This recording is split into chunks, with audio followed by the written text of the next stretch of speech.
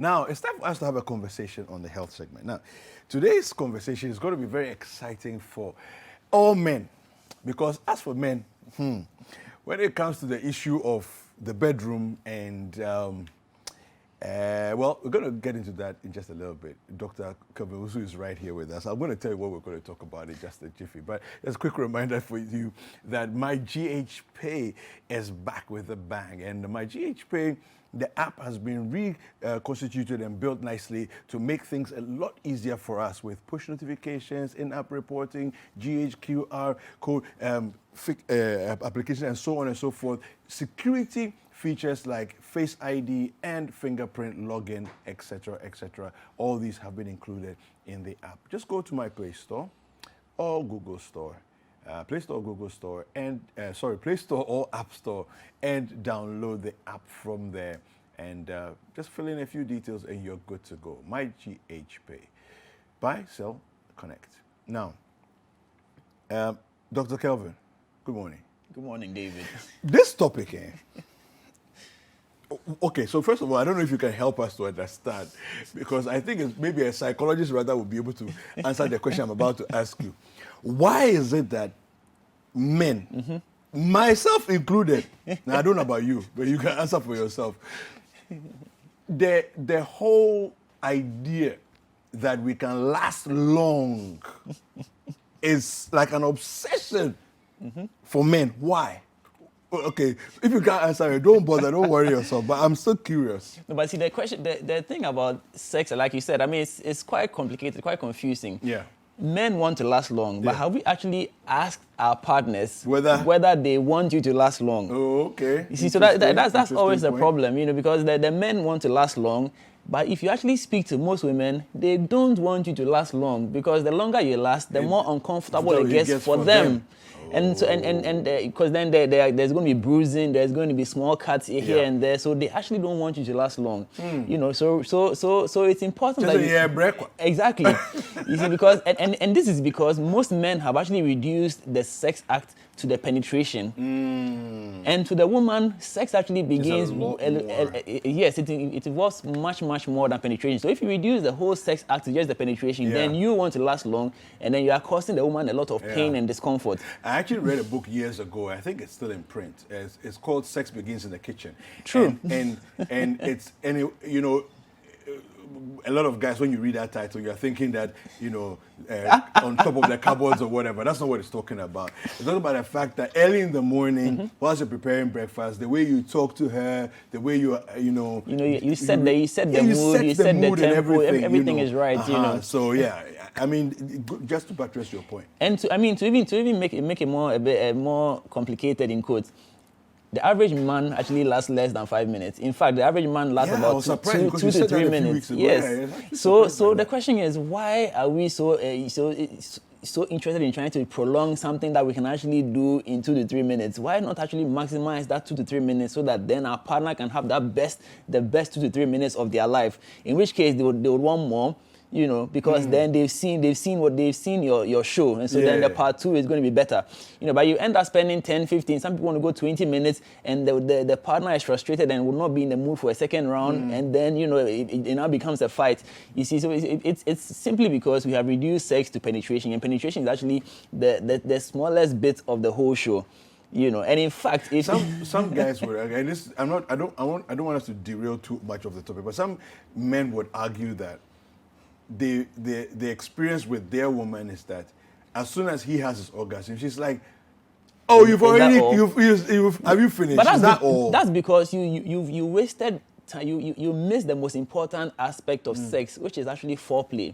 Okay. Foreplay is more important to the woman than penetration. Okay. And in fact, if you're able to get your woman to climax or have an orgasm during foreplay, your 2 minutes is actually out of this world for that woman. Exactly, the 2 minutes now for you to actually now do your thing, because you've actually done her part for her. And that's actually where we need to focus a lot of our attention at, because if you do your foreplay well, then there's enough lubrication in there. So assuming you actually want to go 20 minutes, because you've done adequate foreplay, you can actually go that 20 minutes, and then there's not going to be that friction burn and all of those things, because friction burn is is one of the most painful burns you can have.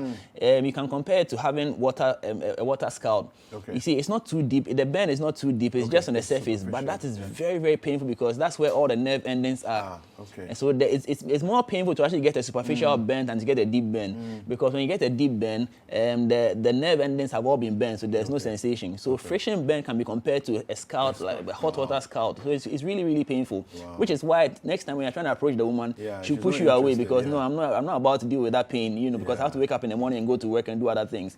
So if you actually invested time, and this is an investment, if you invest time in the foreplay, if you begin the whole foreplay from the morning, you are setting the mood, you are being all helpful, you are giving extra cash here, some gift of chocolate there, some flowers to the office, the mood is set. So by the time the woman comes home, or where you meet whoever, ready for you. She's ready, so that so because the foreplay has been going on all through the day, because there's a lot of psychological or psychology at play when it comes to preparing for sex, and it works on both sides, the male and the female, but it's just that we have reduced it to the penetration, and that's why we want to last long. But if you how many men are actually able to bring their partners to climax with penetration? Not that many. I mean, I know a lot of us want to massage our egos and all, but honestly, not many men can bring their partners to climax by penetration.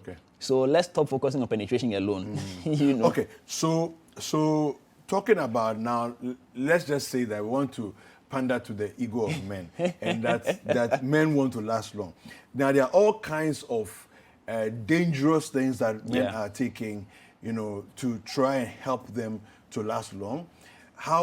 Show us, in case you are one of those men who wants to last long, what are the healthy ways? I'm sure people are expecting some straightforward, do this, do that, but but isn't that always the case? Yeah, but we want, show me 1, 2, 3, and I'll go and do them, and then that's it. I know, right? But I'm going to disappoint you somewhat. So the first thing you have to understand is that your sexual health is a function of your total body health. Okay. So for you to have good sexual performance, good sexual functioning, you must be healthy. Okay. You must be healthy. In other words, you must be active. You must be exercising. You must have an active lifestyle, because the more active you are, the more muscles are developed, the easier it is for your blood to flow. And erection is maintained by blood and blood vessels. So if you have problems with blood flow, it's going to affect you, which is why people who have health challenges like hypertension, diabetes, they tend to also struggle with exactly, especially if these conditions are not well controlled, well managed. Unfortunately, and this is a bit difficult, but then unfortunately sometimes in the management of especially hypertension, some of the medications can also affect sexual performance. It's a side effect of some of the medication. And so when you notice something like that, you have to report to your doctor, because not every person has those particular side effects. So you report to your doctor or whoever, and then they can switch you to something else. So it's not a good enough reason to not take your medication because you're having sexual problems. Report and have it changed. Now, diabetes specifically, the disease itself can cause you to have sexual dysfunction. Now, I use sexual dysfunction as the broad term because there are about 3 different forms of sexual dysfunction. You have erectile problems, you have impotence, you can have premature ejaculation. So all of these form part of sexual dysfunction. And so the disease called diabetes can actually cause sexual dysfunction. And so it's important that if you are diabetic, you get routine checks and make sure that your diabetes is under control so that you can then enjoy your sexual, habits, whatever you wanted to do. So staying healthy is very, very important. And related to staying healthy is and this is specific, you have to stop smoking. Wow. Yes, if you want to actually enjoy your sexual function, if you want to enhance the sexual function, if you happen to be a smoker, you need to stop smoking. Because yes, there's smoking or some of the components, some of the chemicals inside the smoke causes your vessels to constrict, to close up. Now, I've already mentioned that erection is basically blood and blood vessel in interplay. So now, if your blood vessels are constricted, it means that the blood is not even flowing into the penis to sustain the erection. And so that's why you need to stop smoking as much as possible. If it's not affecting your sexual performance, then I guess you can say you are fine. But if you are having sexual dysfunction and you are a smoker, one of the first advices is to quit smoking. Now, another interesting thing is about alcohol. Okay. Now, I've actually said this here before, and I got a lot of beating. But hey, it's a fact.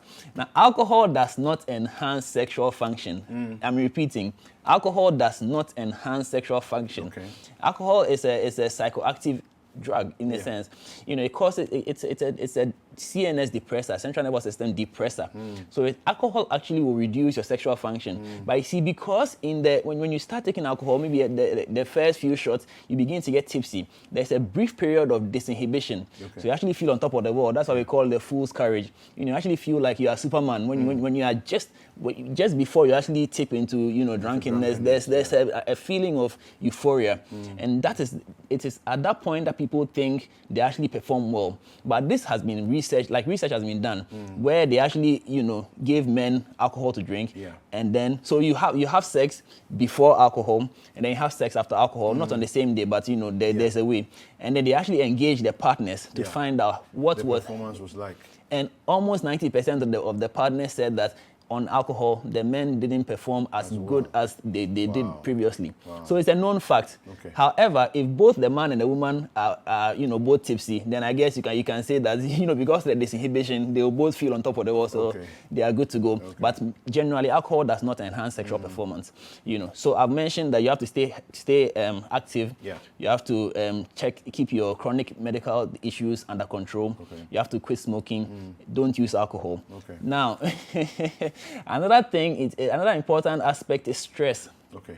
Stress. Before you go down on the path of stress, let me just remind you that our WhatsApp line is 0550-585-832. If you have any questions for Doctor regarding sexual performance and longevity in the bedroom, kindly send the messages through and I'll ask him. Yes. Go on. So stress. Stress is a mood killer. If there's any form of stress in your life, be it financial stress, be it home stress, be it whatever kind of stress, it kills the mood for both the man and the woman. So it's actually quite difficult. I mean, imagine that you are trying to engage in to have sex, and then you get a call from somebody that you owe. Obviously, at that point, it's going to take everything away. Completely. So if you really want to enjoy your sexual life, you must try as much as possible to get your stress and stresses under control. Okay. This is why it's good to take vacations, to take breaks, to sort of manage your time so that you're able to rest. You're able to take breaks, because if you are stressed, if you are tired, it's very difficult to perform. If you are sleeping and you try to have sex, or somebody tries to have sex with you in your sleep, if you actually observe and you notice that you don't actually perform well, because, and so you can relate that to the stress I'm talking about. It's a hormonal or a hormonal play, and when you are stressed, the hormones that are released are flight hormones. Okay. To try and get you out of there. Okay. So you have adrenaline, you have noradrenaline. These are hormones that are supposed to get you out of danger. Okay. So is it affecting the blood flow? Yes. Because that's what I'm thinking now. Because so imagine if a lion enters this room right now. Yeah. Immediately your brain will switch into escape mode. Yeah. So the channels, the blood vessels that will be open are blood vessels that feed muscles for escaping. So your leg muscles, your arms, so things to help you run. At that point, there's no blood going to your penis to go and sustain an erection. Okay. So that's just to give you an idea. So when you are stressed, the hormones that are at play are hormones to help you. Either you're going to fight or you're going to escape. Okay. So those hormones are not going to help you have an erection. Okay. So this is why you need to get your stress or your stresses under control, so that you can have the opposite hormones working, so that then when you want to engage in sex, there's enough blood being channeled to the penis to sustain an erection. Yeah. And this is also why the reason why I'm stressing on blood going to the penis is because it is based on this science that some of the aphrodisiacs have tried to leverage on, to try and make sure that the blood vessels in the penis are opened up so that the blood can actually go there and then stay there. Of course, there's some level of abuse as well, because if, for instance, you don't have an erectile dysfunction and you go and take a drug like Viagra, you could end up with complications. Okay. Yes, I mean, and I have actually seen a couple of patients who took Viagra and had sustained the erection for a long time. Okay. Now, remember that blood also carries oxygen. So whereas you are trying to sustain your erection, you also don't want the blood to stay there too long, because the blood is going to become stale. In other words, the oxygen is going to be finished. Okay. When the oxygen is finished, it means that the penile cells will not have enough oxygen to survive. So then they are going to die. Yes. Yeah. So one way of becoming impotent is that your penis has actually died because the blood stayed there too long. Enough oxygen. And I've actually seen at least 2 patients in my lifetime who suffered that complication as a result of taking Viagra. Wow. Yes, it happens. I mean, one person actually had an erection for 4 hours. You know. So in that case, as a medical doctor, what's the solution? Well, I would say that every drug has a target market, you know, and since I mentioned Viagra, let me stick to Viagra. Viagra is a drug that helps people to sustain an erection, and it's meant for people with erectile dysfunction. Yeah. So, for instance, somebody who has hypertension or diabetes, who's having issues with sustaining an erection, a doctor can prescribe Viagra, and emphasis on prescribe because there's a dose to it, and tell you how to use it, you know, so that you can then have your time with your partner and enjoy your sex because I mean after all it's a human right, you know. Or should I say a human privilege. Exactly. And so you take it to counteract something that is going on in your system that is preventing you from sustaining an erection. So if you, a normal person, goes to take this same Viagra when you don't have an issue, do you see where the complication is? Yes, you will sustain and you will have a prolonged erection. That one is a given, so it will happen. Now the question is, will the erection come down fast enough for you to then have normal blood circulation, or will you end up with complication? That is where it becomes a bit of a challenge. So the advice is don't take a pill that's not meant for you. Very important. Now some of the I dare say some of the local aphrodisiacs on the market, they've actually added some of these medications to it. So they'll sell you some concoction, and inside the concoction there's some Viagra. You know. Yes, wow. It's actually happening.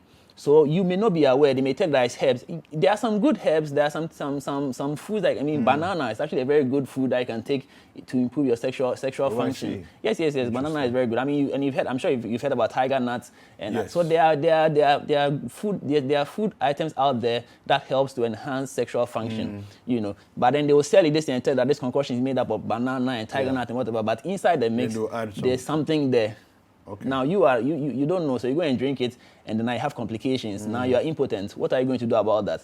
So it's important that you find out what is actually in that package that you are taking, or better still, why not focus on the other proven areas of sexual satisfaction? Because if you engage in adequate foreplay, your partner can actually have 1, 2, 3 climaxes before the actual penetration, so that then the penetration is bonus for both you and her. You know, and then that person would actually want to engage more, because the more exciting the sexual encounter is, the more likely it is that you're actually going to satisfy each other. You know, and having said that, sex, or how do I put it? The act of sex, you get better with practice. Unfortunately, you don't have a class where you go and rehearse how to have sex, and so you only have your first chance, which most people actually botch it. But then you learn as you go along. So it is known. Again, this is all research. When you speak to couples who have been in long-term relationships, they will tell you, they will confirm that as the days go, or as the years go by, the sex actually gets better because both partners learn about each other and know how to please each other. You know, so that if you know that this my partner likes her back being rubbed, you're not going to waste your time on the front, because you know that if I rub the back, she gets to climax quickly. So the experience of sex and orgasm gets better with age or with time. Having said that, there's a caveat. If you don't change inside small, if the sex, how also, we change inside? So if it becomes routine, if it becomes boring, then again the sexual performance reduces. So there's a place, if you want to improve the experience of sex for both partners, it is important that you try new things, you try new positions, you try things that are going to add spice to the relationship, so that it doesn't become routine. Because once it becomes routine, once it becomes automatic, then the body sort of switch into what's the term, autopilot, and then you don't enjoy it as much as you are supposed to. And once you don't enjoy the sex, then subsequent encounters are going to be shorter. It's going to get shorter and shorter. and then you begin to question yourself that, am I getting erectile dysfunction? Yeah. And once you begin to question yourself, stress levels begin to go up. Yeah. So you actually compound the situation. Okay. So it's a very difficult thing to deal with. Okay. Now, I have my own question, but I'm not going to ask mine yet. If we have time at the end, I'll ask. But a lot of questions are coming through. But there's a comment here. This is Erection in Dansuma. Thank you, Erection, for sending this. It says, tuned in not long ago, but I love the discussion so far. I'm assuming Erection is a man, and men will like this discussion. So this one says here, good morning. Please, can piles affect how a man performs? So straightforward answer, no. Okay. However, piles causes pain, and because the pile is related, like that area, we call it perineum. It includes the genital area and the anal area. Okay. It's in the same area. Yeah. So once there is pain somewhere, it's a bit difficult to express yourself well. Okay. And so that can affect your performance. Okay. But directly, there's no relationship. Okay. Good morning, Doc. Please, is it normal to last for a minute or two during the first round? This is Peter in Accra. Okay, so I'm not going to speak to the time, whether it's a minute or two, but it is also known that the first round usually lasts shorter than the subsequent round. Okay. But as to whether it's normal to last 1 or 2 minutes, you see, and it goes back to my opening statement. It depends on what you have done with your foreplay. Okay. Because if you've done good enough foreplay, even 30 seconds, it's good enough. So the question is, have you invested in foreplay? That's the most important thing. Okay. Please, ask Doc, what can one do to have a stronger or harder erection? Well, I think we've basically spoken about that, but just to repeat, exercise, rest, eat well, make sure your chronic medical conditions are under control, and you're good to go. So some of the foods I mentioned, bananas, tiger nuts, there's watermelon actually. Yeah, watermelon is a good one. I almost forgot that one. So a lot of you guys out there, you want quick solutions. There's nothing, you say, there's nothing. Am I safe in saying that, or am I right in saying that quick solutions are usually not the safest solutions?